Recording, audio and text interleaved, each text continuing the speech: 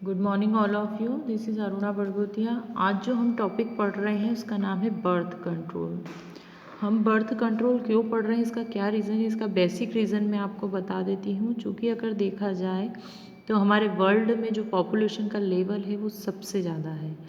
अगर हम देखें तो जो पर एरिया में जितनी नंबर ऑफ पॉपुलेशन होना चाहिए उससे ज़्यादा डेंसिटी हमारे यहाँ पर होती है। तो अगर हम देखें तो लगभग अगर हम वर्ल्ड की पॉपुलेशन की बात करें, अगर हम 60-50 की बात करें या 1650 में जो वर्ल्ड की पॉपुलेशन थी वो 60 करोड़ थी। बट आज के समय में अगर हम देखें तो ये जो है 2017 में जो पॉपुलेशन का लेवल था वो कितना बढ़ गया है, 1.34 बिलियन। मतलब कि अगर हम देखें अगर हम वर्ल्ड की बात करें तो वर्ल्ड में टोटल कितना हो गया है, 740 करोड़। तो ये बहुत बड़ा आंकड़ा है, अगर हम देखें तो बहुत बड़ा लेवल है। और अगर हम सिर्फ इंडिया की बात करें तो इंडिया में ही 134 बिलियन पॉपुलेशन है, जो कि टोटल डेंसिटी का मतलब वर्ल्ड की डेंसिटी का लगभग 17.63% है। तो अगर हम देखें तो अगर डेली हम देखें तो वर्ल्ड की जो पॉपुलेशन है वो ग्रो कर रही है, बहुत ज़्यादा ग्रो कर रही है, जिसके बहुत ज़्यादा बैड इफ़ेक्ट हो सकते हैं फ्यूचर में। क्यों हो सकते हैं? क्योंकि अगर मान लीजिए पॉपुलेशन इस तरह से ही बढ़ती रही तो सबसे पहला तो होगा कि फूड की अवेलेबिलिटी जो होगी वो कम हो जाएगी, लेस होती जाएगी, कम होती जाएगी। और जो भी बेसिक नीड्स होती है किसी भी पर्सन की, जैसे कि रहने के लिए स्पेस चाहिए होता है, हैबिट चाहिए होती है, या फिर फूड चाहिए होता है, और जो बेसिक हमारी अर्निंग्स होती है उस पर इसका इफ़ेक्ट पड़ता है। तो अनएम्प्लॉयमेंट भी इससे बढ़ जाता है। अगर ज़्यादा से ज़्यादा अगर पॉपुलेशन बढ़ती गई तो फिर क्या होगा, अनएम्प्लॉयमेंट बढ़ेगा। मतलब एम्प्लॉयज़ जो होते हैं, एक तरह से देखा जाए तो रहने के लिए जगह हमें अवेलेबल नहीं हो पाएगी, या फिर फूड की अवेलेबिलिटी जो है वो कम हो जाएगी। तो इसका बहुत ज़्यादा बैड इफ़ेक्ट होता है। तो इस बैड इफ़ेक्ट को कम करने के लिए कुछ टेक्निक्स होती हैं जिसका यूज़ किया जाता है बर्थ को कंट्रोल करने के लिए। इट मीन्स पॉपुलेशन को कंट्रोल करने के लिए जिस टेक्निक का यूज़ किया जाता है उसे हम बोलते हैं बर्थ कंट्रोल मेथड्स। तो अगर हम देखें तो बर्थ कंट्रोल जो मेथड्स होती हैं उसमें बहुत सारे टेम्परेरी मेथड्स भी होती हैं और परमानेंट मेथड्स भी होती हैं, जिसका यूज़ करके बर्थ कंट्रोल किया जा सकता है। इन परमानेंट मेथड की अगर हम बात करें तो परमानेंट जो मेथड होती है उसमें सर्जिकल स्टरलाइजेशन होता है। सर्जिकल स्टरलाइजेशन जो होता है वो मेल फीमेल दोनों में होता है। मेल में भी बर्थ कंट्रोल किया जा सकता है और फीमेल में भी बर्थ कंट्रोल किया जाता है। क्यों? क्योंकि दोनों ही अपने अपने गैमेट्स फॉर्म करते हैं, और अगर इस गैमेट्स के रिलीज़ को अगर रोक दिया जाए तो उससे क्या होगा, फिर इनका फ्यूज़न नहीं होगा और जो चाइल्ड होगा उसका डेवलपमेंट नहीं हो पाएगा। तो एक तरह से देखा जाए तो अगर ये मेल में अगर इस तरह का अगर सर्जिकल स्टरलाइजेशन किया जा सकता है तो या किया जाता है तो उसे हम बोलते हैं वेसेक्टोमी। ये आपको क्वेश्चन भी आता है, बोर्ड भी ये क्वेश्चन पूछते हैं कि what is the difference of tubectomy and vasectomy. तो जो ट्यूबेक्टोमी की जो मेथड है वो फीमेल्स में होती है, फीमेल स्टरलाइजेशन की मेथड है। एंड जो वेसेक्टोमी की जो मेथड्स होती हैं वो मेल्स में स्टरलाइजेशन की मेथड होती है। तो दोनों सेपरेट मेथड है, सेपरेट सेक्स में होने वाली। तो अगर हम मेल्स की बात करें तो मेल में मैं आपको डायग्रामेटिक रिप्रेजेंटेशन कर देती हूँ ताकि आपको अच्छा इजीली समझ में आ जाए कि अगर हम इन मेल्स की अगर हम बात करें तो मेल्स में जो टेस्टिस होती है वहाँ पर क्या होता है, एक तरह से टेस्टिस में फॉर्मेशन होता है स्पर्म्स का, और स्पर्म्स जो होते हैं वो वासा डिफरेंशिया के थ्रू जो होते हैं वो रिलीज़ होते हैं। और अगर इसका रिलीज़ को रोक दिया जाए तो ऑब्वियसली फर्टिलाइजेशन नहीं होगा। तो इसके लिए क्या किया जाता है, परमानेंटली मेथड यूज़ की जाती है। एक स्मॉल डिसेक्शन होता है या ऐसा कहीं ऑपरेशन होता है, ऑपरेट किया जाता है, जिसमें जो वासा डिफरेंशिया होता है उसको क्या कर दिया जाता है, कट करके थ्रेड से टाइटली बाइंड कर दिया जाता है। अगर इसको बाइंड कर देते हैं तो बाइंड करने के कारण क्या होता है, जो स्पर्म्स होते हैं उसका रिलीज होना रुक जाता है। सेम एज फीमेल्स में होता है। फीमेल्स में जो ओवरीज होती हैं उसमें ओवम का फॉर्मेशन होता है।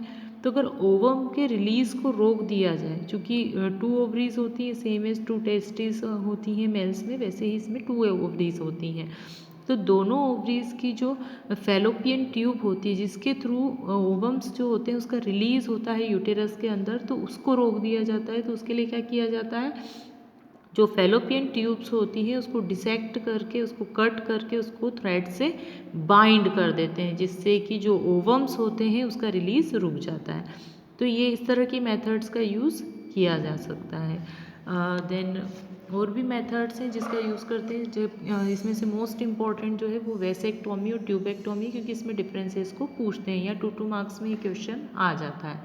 फिर कुछ नॉन इंसिजनल जो स्टरलाइजेशन भी होते हैं, तो इसमें ये भी एक तरह से देखा जाए तो ट्यूबेक्टोमी और वेसेक्टोमी की अल्टरनेटिव एक तरह से ट्यूबेक्टोमी की मेथड है। तो इन फीमेल्स में अगर देखा जाए तो कॉइल या पॉलिस्टर जो फाइबर्स होते हैं जैसे निकेल, टाइटेनियम या स्टेनलेस स्टील को इंसर्ट कर दिया जाता है वेजिना के अंदर। तो जिससे क्या होता है, जो यूटेराइन ट्यूब होती है वो ब्लॉक हो जाती है, और उसके कारण क्या होता है, जो अगर यूटेराइन ट्यूब ब्लॉक हो गई तो ऑब्वियसली उसमें जो सेकेंडरी oocytes जो होते हैं वो रिलीज़ नहीं होते, और स्पर्म जो होता है वो oocyte से अटैच नहीं होता है, तो जिससे कि फर्टिलाइजेशन जो होता है वो ब्लॉक हो जाता है। ये एक तरह से जो है वो नॉन इंसाइजनल जो स्टरलाइजेशन है। बट कुछ टेम्परेरी मेथड्स भी होती हैं जिसको कि यूज़ करके बर्थ कंट्रोल किया जा सकता है। फॉर एग्ज़ाम्पल जैसे कि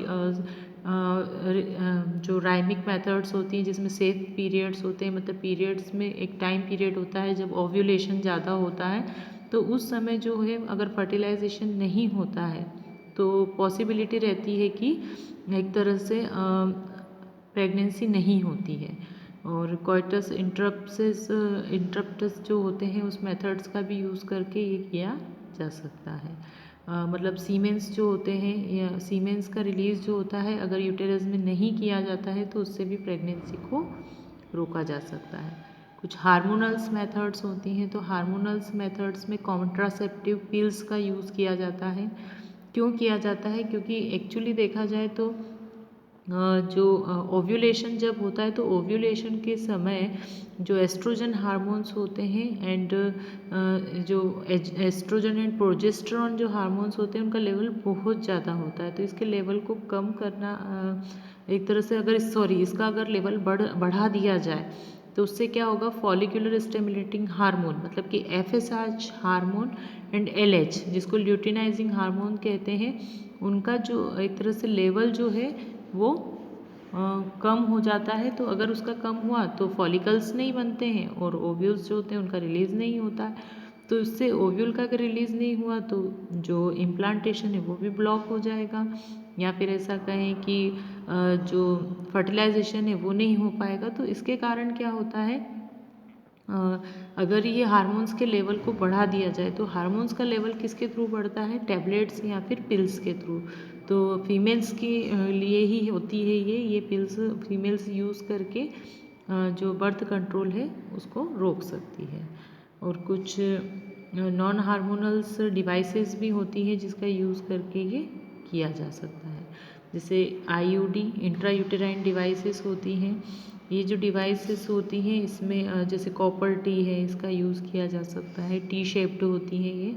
तो ये जो T shaped copper T uterine device जो होती है इसे फीमेल्स के यूटेरस में फिक्स किया जाता है, जिसमें जो स्पर्म्स होते हैं वो रिलीज़ नहीं होते हैं और उनका फ्यूज़न ओवम से नहीं होता है, जिससे कि फर्टिलाइजेशन नहीं होता है और प्रेगनेंसी भी नहीं होती है।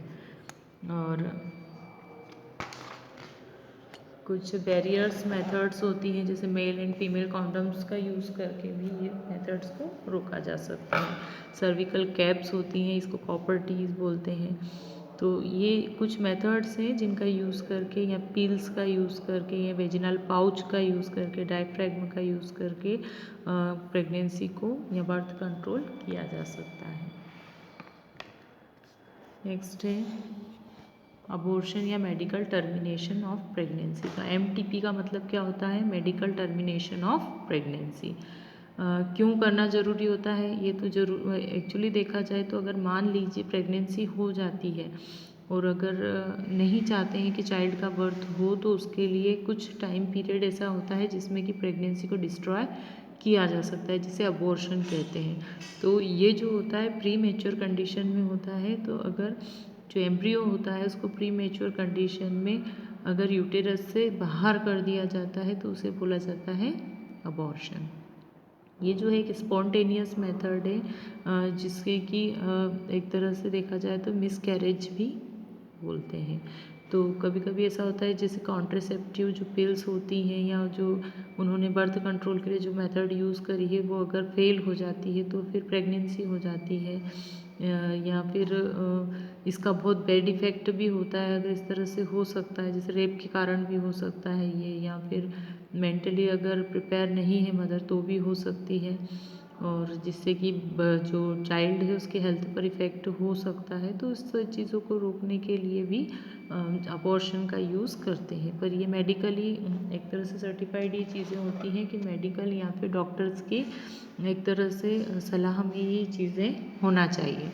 तो मेडिकल टर्मिनेशन को ही एक तरह से ऑफ प्रेगनेंसी जो होती है तो वो एक टाइम होता है, जैसे गेस्टेशन पीरियड होता है कि 20 वीक्स में होना ज़रूरी होता है। उससे ज़्यादा जो बड़ा अगर एम्ब्रियो हो जाता है तो उसे टर्मिनेट करना ये गलत होता है, इलीगल है। एक तरह से देखा जाए तो ये इलीगल है। तो जो गवर्नमेंट ऑफ इंडिया है उसने इसको बैन कर रखा है। और दूसरा सेक्स डिटर्मिनेशन को भी बैन कर रखा है कि बच्चे का सेक्स जानना कि मेल है कि फीमेल है इसे जानना भी गैर कानूनी है। तो इंडियन गवर्नमेंट में ने ये चीज़ें बैन कर रखी हैं। और कुछ मेथड्स हैं जिनका यूज़ करके जो अबॉर्शन कराया जाता है या प्रेगनेंसी को डिस्ट्रॉय किया जा सकता है, जैसे बाय हार्मोन के इंजेक्शन लगते हैं। तो ये इंजेक्शन जो होते हैं वो एक तरह से एंटी प्रोजेस्टिन हार्मोन्स होते हैं जो कि ऐसे हार्मोन्स के रिलीज़ को बढ़ा देते हैं जो प्रेगनेंसी को डिस्ट्रॉय करती हैं। वैक्यूम एस्पिरेशन, वैक्यूम्स के थ्रू जो फीमेल वेजिना होता है उसमें वैक्यूम्स का प्रेशर देकर भी एक तरह से जो प्लेसेंटा की जो लाइनिंग है उसको तोड़कर भी प्रेगनेंसी को रिमूव किया जा सकता है। सर्जिकल मेथड्स होती हैं जिसमें 16 to 20 वीक्स का जो एम्ब्रियो होता है उसको एक तरह से डिस्ट्रॉय किया जा सकता है, जिसमें जो प्लेसेंटा या यूटेराइन जो लाइनिंग होती है वो टूट जाती है, जिससे कि ब्लड क्लॉट के फॉर्म में जो ओव्यूल होता है वो रिलीज़ हो जाता है। तो ये एक तरह से हार्मफुल भी होती है। अगर ये बार बार ये मेथड्स यूज़ करते हैं तो ये एक तरह से फीमेल्स के लिए बहुत ही हार्मफुल होती है। तो ये यहाँ तक बर्थ कंट्रोल एंड अबॉर्शन की मेथड्स हैं कुछ, पर इनका सभी का बैड इफ़ेक्ट भी होता है बॉडी पर। अब इसके बाद हम पढ़ेंगे एमनियोसेंटेंसेस, जो कि पर्टिकुलर एक क्वेश्चन है जो अलग से पूछते हैं व्हाट इज़ एमनियोसेंटेंसेस।